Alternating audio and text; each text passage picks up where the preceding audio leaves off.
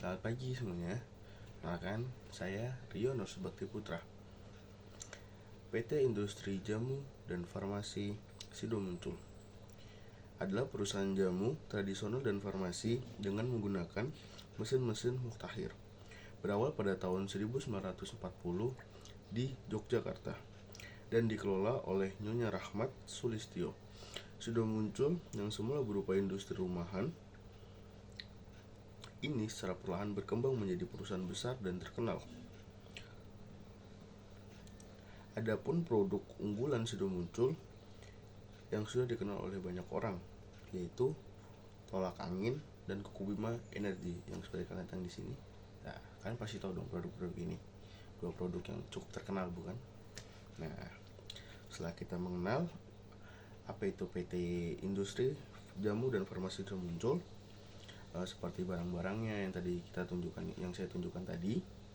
Nah, sekarang kita masuk pembahasan utama, yaitu menganalisis laporan keuangan PT Industri Jamu dan Farmasi Sido Muncul pada tahun 2021 ke 2022. Oke, yang pertama kita akan membahas neraca. Di bagian neraca yang pertama itu ada aset. Nah, aset itu adalah sesuatu yang bisa dicairkan oleh perusahaan. Dan aset ini dibagi menjadi dua. Ada aset lancar dan aset tidak lancar. Di aset lancar itu tersendiri, aset lancar itu apa sih? Aset lancar itu adalah aset yang dapat menjadi kas atau dimanfaatkan dengan jangka waktu kurang dari 1 tahun. Nah, dalam aset lancar itu sendiri juga meliputi kas, piutang usaha, piutang lain-lain, persediaan, pajak dibayar di muka, uang muka, dan lain-lain. Ya, kalian bisa lihat sendiri sini ya. Oke, aset lancar PT Industri Jamu dan Farmasi Sido Muncul. Pada tahun 2021, total aset lancar yaitu Rp2.244.707. Nah, pada tahun 2022 aset lancarnya menurun, yaitu menjadi Rp2.194.242. Ini aset lancarnya penurunan nih. Nah, sekarang kita lanjut ke aset tidak lancar. Aset tidak lancar itu sendiri apa sih? Aset tidak lancar adalah aset yang dapat menjadi kas atau dimanfaatkan dengan jangka waktu lebih dari 1 tahun. Ingat, lebih dari 1 tahun. Nah, dalam aset tidak lancar itu sendiri juga meliputi ada uang muka, aset pajak tangguhan, aset tetap, goodwill, dan aset tidak lancar lainnya. Nah, di sini aset tidak lancar yang bisa kita lihat pada tahun 2021 yaitu berjumlah Rp1.824.263. Nah, aset tidak lancarnya itu mengalami peningkatan pada tahun 2022 yaitu dengan jumlah Rp1.887.200. Walaupun aset lancar pada tahun 2022 mengalami penurunan, tapi setelah kita totalkan keseluruhan asetnya, itu ternyata total aset keseluruhannya itu pada tahun 2021 yaitu Rp4.068.970. Dan setelah kita totalin, ternyata di tahun 2022 mengalami peningkatan, yaitu menjadi Rp4.081.442. Oke, setelah kita selesai di bagian aset, sekarang kita lanjut di bagian liabilitas dan ekuitas. Kalian bisa lihat di sini. Liabilitas itu adalah hutang atau kewajiban yang harus dibayar. Dan ekuitas sendiri itu seperti modal perusahaan. Liabilitas di sini liabilitas terbagi menjadi dua. Liabilitas jangka pendek dan liabilitas jangka panjang. Liabilitas jangka pendek itu adalah hutang atau kewajiban yang harus dibayar kurang dari 1 tahun. Nah, liabilitas jangka pendek di sini ada apa saja? Ada utang usaha, ada utang lain-lain, ada utang pajak, beban akrual, pendapatan diterima di muka, liabilitas sewa jangka pendek, dan lain-lain. Liabilitas jangka pendek pada tahun 2021 yaitu berjumlah Rp543.370. Nah, pada tahun 2022 mengalami penurunan menjadi Rp541.048.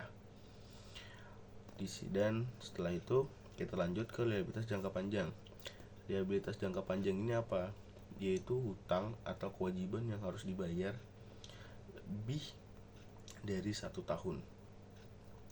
Liabilitas jangka panjang di sini meliputi liabilitas imbalan kerja karyawan, liabilitas pajak tangguhan, dan liabilitas sewa jangka panjang.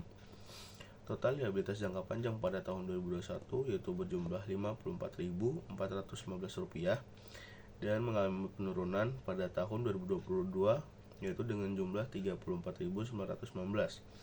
Jika kita totalkan keseluruhan liabilitas pada tahun 2021 totalnya Rp597.785 dan pada tahun 2022 mengalami penurunan yaitu dengan jumlah Rp575.967. Di sini liabilitas itu menurun, tapi itu tidak buruk karena perusahaan itu bagus dalam melakukan pembayaran hutang. Makanya total liabilitas pada tahun 2022 menurun. Oke, sekarang kita lanjut di ekuitas. Di ekuitas sendiri pun kita di sini ada ekuitas yang dapat diatribusikan kepada pemilik entitas induk. Dan di sini ada meliputi modal saham, tambahan modal di setor, dan saldo laba. Saldo laba di sini ada 2 ditentukan penggunaannya dan belum ditentukan penggunaannya.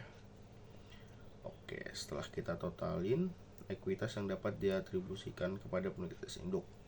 Oke, semuanya kita totalin semuanya. Jumlah ekuitas pada tahun 2021 yaitu berjumlah Rp3.471.185. Dan pada tahun 2022 total ekuitas berjumlah Rp3.505.475. Oke, di sini ekuitasnya mengalami penaikan ya dari 2021 ke 2022. Berarti kita totalin dari total liabilitas dan ekuitas. Total liabilitas dan ekuitas pada tahun 2021 yaitu Rp4.068.970 dan pada tahun 2022 Rp4.081.442. Di sini mengalami peningkatan dan itu bagus karena aset juga bertambah. Oke, setelah kita membahas neraca dari PT Industri Jamu dan Farmasi Sido Muncul, sekarang kita lanjut ke bagian laporan laba rugi. Oke, di sini bisa kalian lihat. Kita masuk ke bagian laporan laba rugi. Yang pertama di sini kita bisa lihat penjualan pada tahun 2021. Pada tahun 2021 total penjualan Rp4.020.980 dan pada tahun 2022 sejumlah Rp3.865.523. Setelah kita tahu total penjualannya, kita kurangi dengan beban pokok penjualan. Beban pokok penjualan pada tahun 2021 yaitu sejumlah Rp1.734.948 dan pada tahun 2022 Rp1.702.910. Setelah itu kita dapat yang namanya laba bruto atau kita bisa bilang laba kotor. Di sini laba kotor di tahun 2021 lebih tinggi dari 2022. Karena di sini 2021 yaitu jumlah Rp2.286.032 dan pada tahun 2022 Rp2.162.613.000. Oke. Di sini setelah kita tahu laba kotor, kita kurangin lagi. Laba kotor sudah dapat, dikurangin dengan beban penjualan dan pemasaran, dikurangin lagi dengan beban umum dan administrasi, beban lain-lain, dan pendapatan lain-lain. Setelah dikurangi dengan itu semua, dapatlah yang namanya laba usaha. Total laba usaha tahun 2021 yaitu sejumlah Rp1.576.692. Pada tahun 2022 yaitu sejumlah Rp1.393.066. Setelah kita tahu laba usahanya, akhirnya ditambahkan oleh penghasilan keuangan dan dikurangin oleh biaya keuangan. Setelah ditambahkan dan dikurangin, maka dapatlah kita laba sebelum beban pajak penghasilan. Laba sebelum beban pajak penghasilan pada tahun 2021 yaitu berjumlah Rp1.613.231, dan pada tahun 2022 yaitu berjumlah Rp1.419.852. Setelah kita dapat laba sebelum beban pajak penghasilan, kita kurang lagi dengan beban pajak penghasilan untuk mendapatkan laba tahun berjalan.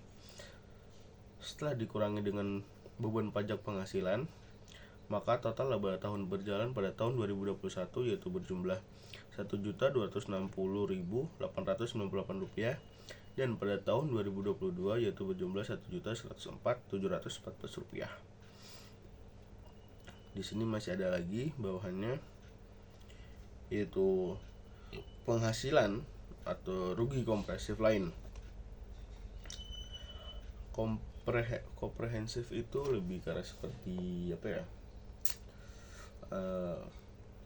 modal atau biaya yang dapat dari luar keinginan, atau bisa dibilang tidak terduga, entah dari kenaikan kurs atau apapun itulah.